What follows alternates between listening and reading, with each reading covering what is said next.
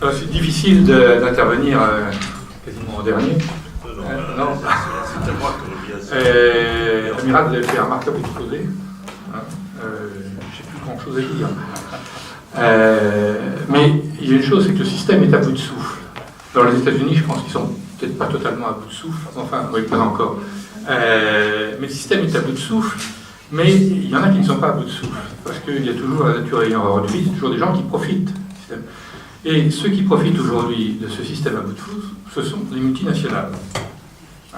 Car ce que l'on assiste, le dépérissement des États, la disparition des États-nations, et en même temps, on voit l'émergence d'une superpuissance qui sont les multinationales, et qui sont plutôt les multinationales anglo-saxonnes. Alors, j'avais préparé un petit exposé, je vais essayer de m'y référer, à propos de nos vulnérabilités déjà. La désindustrialisation. Ça, c'est une très grande vulnérabilité. Nous nous sommes désindustrialisés. Et la France, de tous les grands pays occidentaux, est celui qui a connu la plus importante saignée dans son industrie manufacturière. Alors, 2-3 chiffres. La part de l'industrie dans la valeur ajoutée, qui était de 19% en 1984, est tombée à 11% en 2014. En Allemagne, elle s'est maintenue autour de 22%, et en Italie, à 16%. Alors, aux États-Unis, cette diminution a été aussi très importante. Mais les États-Unis ont en quelque sorte mené cette désindustrialisation, ils l'ont fait volontairement, à la fois avec la délocalisation en Chine notamment, et ensuite avec l'émergence des champions du numérique et de la puissance financière, ce qui n'a pas été le cas en France. Alors ce choix stratégique de la désindustrialisation, ce n'est pas le fruit du hasard. C'est un choix qui a été délibéré en France. On l'a caché, on a fait semblant de ne pas le voir, mais c'est un choix qui a été délibéré par les élites. Un choix qui a collé avec un certain tropisme anglo-saxon, j'en dirai un mot. Alors qu'est-ce qui s'est passé? Au début des années 90, fasciné par la globalisation, qui n'est pas la même chose que la mondialisation, alors on a fait la différence, c'est une grande différence. On ne peut pas être contre la mondialisation. La mondialisation, c'est un phénomène naturel, ne serait-ce que par la communication. En revanche, la globalisation est un concept américain, un monde global. Donc, à travers la globalisation, on impose une norme, une façon de voir. Donc, nos élites, fascinées par ce modèle anglo-saxon, ont choisi de s'inscrire dans une division internationale du travail et dans une division des tâches à l'intérieur de l'Europe.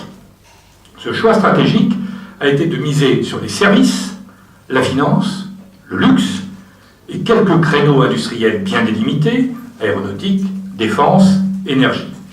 L'idée était qu'il fallait se débarrasser de l'industrie en la relocalisant si besoin est dans le tiers-monde ou dans les anciens pays communistes, ou en laissant aux Allemands la plupart des secteurs. On fermait des usines. La mode, pour reprendre ce propos terrible de Serge Tchuruk, le patron d'Alcatel à l'époque, c'était fabless, plus de fabrication. Et les filières, des pans entiers de l'industrie disparaissent. Mais on nous disait, ne vous affolez pas, nous avons le CAC 40, et oui, nous avons des champions, et nous mettons plus de grands groupes dans les top 500 de fortune que les Allemands et que les Italiens. Des champions qu'on incitait à s'internationaliser en leur faisant des fleurs fiscales. Moi j'ai vécu à l'époque comment la FEP a réussi à obtenir des avantages fiscaux considérables pour les grands groupes, avec la notion notamment de bénéfice mondial consolidé. Et la contrepartie, c'était, on espérait, qu'évidemment on investirait pour le profit de la collectivité. Ben non, on a délocalisé à l'extérieur. Et lorsque, effectivement, on disait, mais attendez, ça a des impacts sur le commerce extérieur, sur l'emploi, les emplois à valeur ajoutée, on nous disait, de toute façon, on va s'y retrouver dans la balance des comptes courants, on va avoir les revenus de nos investissements à l'étranger, et on va avoir le tourisme qui va alimenter les revenus financiers. Et puis nous allons devenir une grande nation de services. On a vu le résultat. Le CAC 40, tout naturellement, s'est coulé dans le moule de la globalisation et surtout de la financiarisation. Et comme nous n'avons pas créé des fonds de pension sur le modèle anglo-saxon, comme nous n'avons pas développé des banques régionales et qu'on ne les a pas encouragés à investir dans le tissu industriel, eh bien, le CAC 40 a vu son actionnariat s'internationaliser peu à peu. Et des actionnaires désormais en majorité étrangers, et qui sont les représentants de ce nouveau capitalisme que je vais évoquer.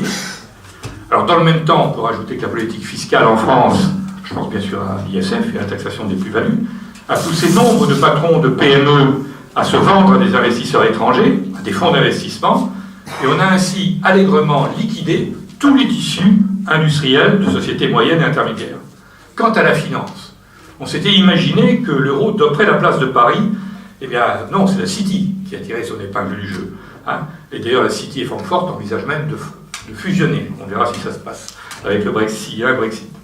Alors, tout ça, il faut le resituer dans un contexte général. Et on ne peut pas comprendre ce qui s'est passé ni analyser nos erreurs si on ne resitue pas dans l'évolution, dans la mutation du capitalisme depuis un quart de siècle. En fait, on a abandonné le Fordisme. Le Fordisme coupable d'avoir finalement fait la part trop belle aux salariés, aux États, à la collectivité et pas suffisamment aux actionnaires. Alors, ce mouvement a commencé avec Reagan Thatcher et il s'est amplifié évidemment avec l'effondrement du communisme. Et le capital, et en l'occurrence le capital anglo-saxon, incarné par les banques, les fonds de pension, les fonds d'investissement, a pris le pouvoir. C'est ça la grande nouveauté. C'est qu'on a développé un corps de doctrine idéologique, de nouvelles règles pour optimiser le capital et favoriser son accumulation et non plus seulement la rentabilité du capital. On a changé les règles du juridique. On a inventé de nouveaux concepts de gestion, la création de valeur. On a financiarisé toute l'économie. Dans les termes même. Autrefois, on parlait de rentabilité, de dividendes, de bénéfices nets. Fini, c'est l'EBITDA, création de valeur, etc. Et la gestion des entreprises n'a plus pour priorité la production, le cash flow, voire le dividende, mais la valorisation du capital par son inflation boursière. On a ainsi assisté à une transformation fondamentale de l'essence même du capital, et donc du capitalisme. Ce n'est plus un moyen de produire des biens et des services au profit de la collectivité, mais un capital qui mérite effectivement une juste rémunération. Non, le capital est devenu une fin en soi. Le capitalisme n'est plus un système de production par le capital, mais un système de production de capital, favorisé par le crédit, par les dettes et la planche à billets des banques centrales. Et c'est là toute l'ingénierie financière, les LBO, les LMBO, etc., les fusions, les rachats, tout ça se fait à crédit. Et plus le crédit est bas, plus vous êtes encouragé à faire des fusions, des opérations d'entreprise, puisque l'argent ne coûte rien. Alors avec cette financiarisation, le système a acheté les managers. Hier, plutôt avant-hier, ils étaient au service de l'entreprise. L'entreprise était une personne morale, qui elle-même avait des responsabilités à l'égard de ses clients, de ses salariés, de ses actionnaires. Et bien sûr, de la collectivité représentée par les États. C'était le Fordisme. Désormais, les managers sont au service exclusif des actionnaires. Et pour qu'ils les servent bien, on a inventé les stock options et on les paie très très très bien, comme les joueurs de football. Ces managers sont en même temps devenus des hyper-techniciens de la gestion, essentiellement financière, et ce, bien souvent, au détriment de leur intuition et de leur capacité créatrice. Alors cela tient aussi à l'enseignement dispensé dans nos grandes écoles. Je pense à l'ENA, évidemment, mais aussi à HEC et d'autres. C'est-à-dire qu'on forme des gens qui ont une technicité verticale et ils n'ont plus de verticalité. Et ça se reproduit effectivement sur nos politiques qui ont suivi les mêmes écoles. C'est-à-dire qu'ils n'ont plus de vision de la totalité des choses. Ils sont là à gérer les problèmes les uns après les autres de façon verticale et non plus horizontale. Alors, ils oublient qu'une administration, une entreprise, un pays, ce sont des hommes, des produits qui évoluent dans un environnement de plus en plus volatile, de plus en plus complexe, et qu'il faut bien évidemment avoir une vision transversale des choses, une vision géostratégique, ce que l'on n'a plus. Alors, le succès des 30 Glorieuses, sur lequel on rêve toujours, a été rendu possible en fait par la conjonction d'un capitalisme entrepreneurial, familial et d'un capitalisme d'État, avec dans le privé des patrons connaissant parfaitement l'entreprise et ses produits, et des grands commis de l'État à la tête des entreprises publiques qui menaient des stratégies de long terme. Ils ont été peu à peu remplacés par une nouvelle caste de managers mercenaires interchangeables. Dans les années 90, cette caste a été touchée par le virus de la cupidité, greed en anglais, et par l'internationalisation du capital des entreprises qu'ils dirigeaient. Leur mandat n'est plus de travailler à long terme pour le bien d'une entreprise, mais de permettre l'enrichissement le plus rapide des actionnaires et d'eux-mêmes. Entre 1998 et 2008, la rémunération des actionnaires, dividendes, dans la valeur ajoutée de l'entreprise a doublé, passant de 4,7 à 9,5%, et cela s'est fait au détriment des salaires et des impôts. Parce que bien évidemment, en même temps, avec la globalisation, vous avez la possibilité de l'optimisation fiscale avec les paradis fiscaux, alors même si on commence à lutter un peu contre eux, mais bien évidemment, les grandes entreprises, leur objectif, c'est je paye le moins possible, effectivement, en masse salariale, donc j'externalise le maximum de fonctions, et en même temps, j'optimise fiscalement et je paye le minimum d'impôts en jouant sur les prix de transfert, etc. Alors cette désindustrialisation a donc été voulue parce que c'est le modèle proposé par le monde anglo-saxon et parce que nos élites, une bonne partie de nos élites, ont un fort tropisme anglo-saxon. Alors ça remonte à loin. Je pense qu'aujourd'hui, Airbus et Ariane ne se feraient pas. Car on voit à chaque fois qu'il y a eu l'occasion de faire des champions européens, la France a préféré le grand large. Ça a commencé, moi je l'ai vécu il y a 40 ans, avec Unidata, qui était l'équivalent à l'informatique, ce qui était Airbus à l'aéronautique, avec Siemens et Philips. Et ce sont les Français qui ont pu et qui ont préféré faire une alliance avec Honeywell. Quelques années auparavant, on avait fait une alliance Bull General Electric déjà. Donc il y a un tropisme américain, et sans doute peut-être parce que ces élites se disent de toute façon, elles sont lucides, l'Europe telle qu'elle est construite, les Allemands, c'est la première filiale des États-Unis en Europe. Donc autant essayer de traiter avec le bon Dieu plutôt qu'avec ses saints. Donc je traite avec les Américains et pas avec les Allemands. Et donc, comme en même temps Bruxelles a développé une idéologie ultralibérale, nous n'avons pas développé de champion européen. Et la préférence communautaire a été abandonnée dans les années 90, pour le plus grand profit, finalement, des anglo-saxons. Alors, aujourd'hui, ce choix s'est bien évidemment traduit par un dépérissement de l'État. Et le mouvement de balancier que la France a connu en 80, nationalisation, privatisation, mouvement excessivement rapide dans le temps, parce que tout ça s'est passé sur une petite décennie. Ça a déstabilisé nos grands groupes, indiscutablement. Et en même temps, on a mis à la tête de ces entreprises une nouvelle génération, une nouvelle caste de ces managers mercenaires, et avec la complicité active de l'appareil d'État formé aux mêmes écoles, à la même pensée néolibérale anglo-saxonne. Et un État qui ne joue même plus ce rôle d'actionnaire. Et un État où les meilleurs de nos jeunes délaissent l'administration, ils n'ont qu'une idée, quand ils y sont, c'est pantoufler. Et l'État, lui, en plus, il a externalisé ses compétences. Et c'est ça qui est extraordinaire.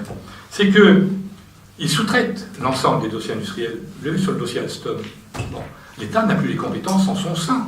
Donc à qui on confie, à qui l'État confie ses intérêts pour mener la négociation? À des banques d'affaires anglo-saxonnes. Alors évidemment, ces banquiers anglo-saxonisés, ils ne peuvent que conseiller des opérations qui correspondent aux critères mis en place par ce nouveau capitalisme financier.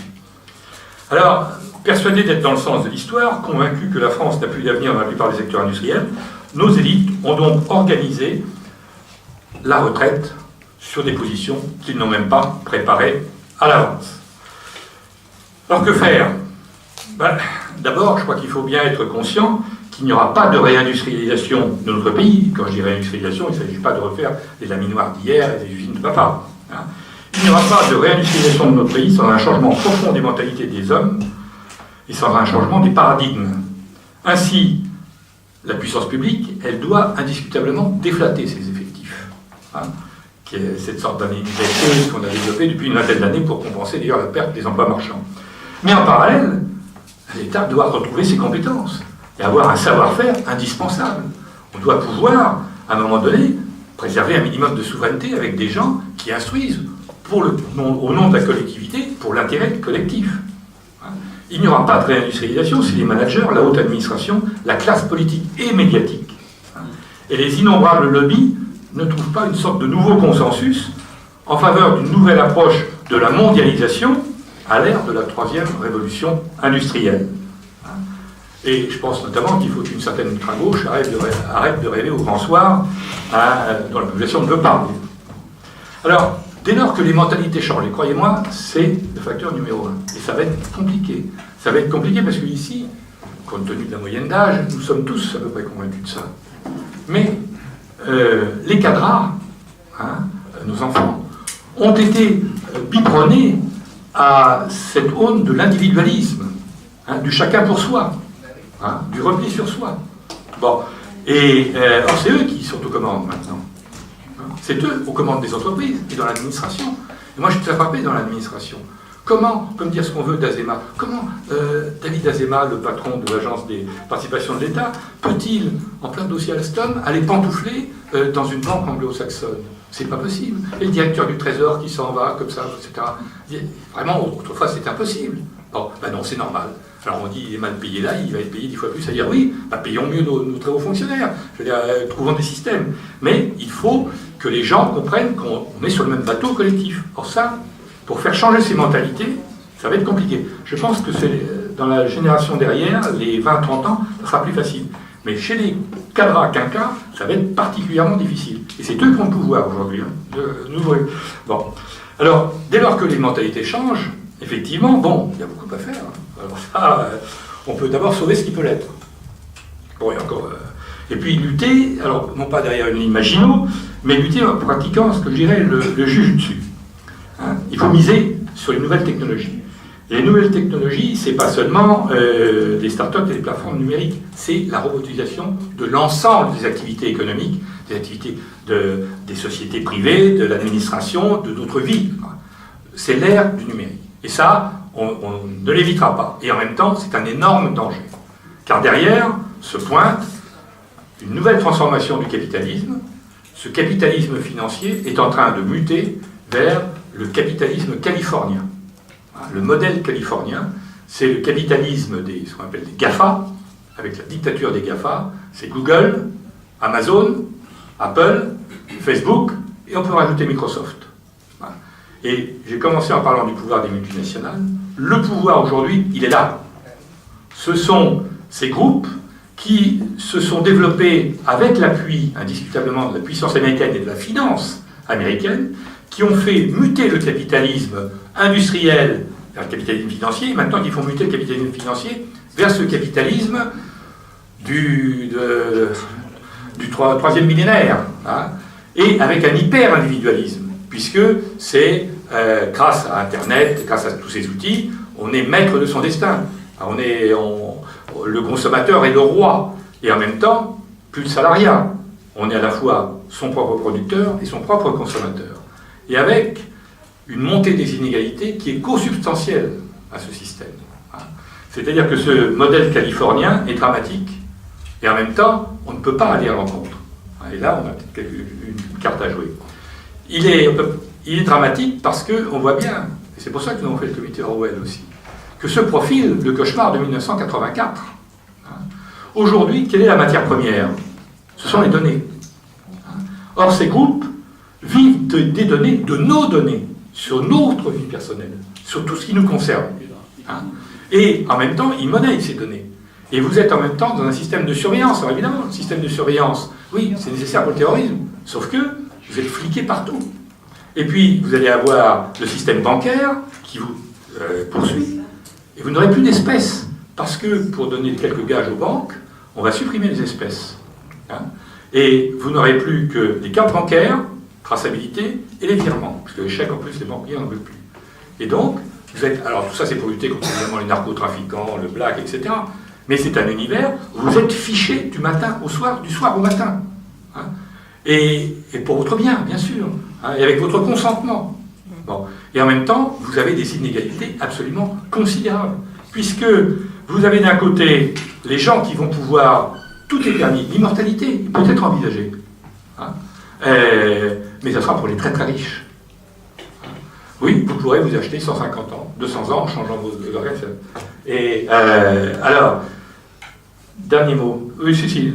Alors, ce qu'on va faire, augmenter les budgets de recherche et développement, absolument. Augmenter les budgets de défense, massivement. Faire bien évidemment un deuxième porte-avions. Ça va de soi. Mais miser sur le maritime, vous avez parfaitement raison. Parce que j'ai jamais compris pourquoi on a abandonné à Anvers et à Rotterdam, et à Gênes, et à Barcelone, nos ports. Donc, c'est l'été, bien sûr, c'est l'été, on est d'accord. Oui, mais parce qu'on n'a jamais voulu s'y affronter. Bon. Ensuite, il faut sans doute réserver nos marchés publics Et là, tant pis pour Bruxelles. D'abord, remettre au goût du jour la préférence communautaire, et ensuite, remettre une certaine préférence nationale au nom du confidentiel défense, qui doit nous permettre, comme aux États-Unis ou ailleurs, de réserver un certain nombre de marchés publics considérés comme essentiels à nos entreprises. Et en deuxième lieu, aux entreprises européennes. Ensuite, il faut former des hommes, massivement, et aux nouvelles technologies. Et c'est un vaste programme parce que c'est de repenser toute l'éducation nationale. Et il faut qu'on arrête de se focaliser sur les emplois de service à la personne, ce que j'appelle des emplois low cost, de vendeurs de pizza, de livreurs de produits d'Amazon, mais il faut des emplois à valeur ajoutée, des vrais emplois. Il faut former les hommes, effectivement, aussi à se battre sur le marché mondial. Et puis, les start-up. Bon, on nous dit, on n'a plus d'industrie, mais on a les start-up. Oui, sauf que les start-up, dès qu'elles réussissent, elles sont rachetées par les groupes américains, ou quelques autres groupes internationaux, par les multinationales. Et donc, nous n'en profitons pas.